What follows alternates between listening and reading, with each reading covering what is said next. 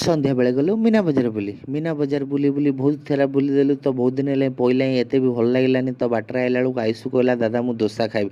ଠିକ୍ ଅଛି ଦୋସା ବାଲା କତିକି ଗଲୁ, ଗୋଟେ ଦୋସା ମଗେଇଲୁ। ଆଇସୁ ଖାଇଲା ପନିର ଦୋସା, ପତିଶ ଖାଇଲା ପ୍ଲେନ୍ ଦୋସା, ଚନ୍ଦନ ଖାଇଲା ପ୍ଲେନ୍ ଦୋସା, ମୁଁ ଖାଇଲି ମସଲା ଦୋସା।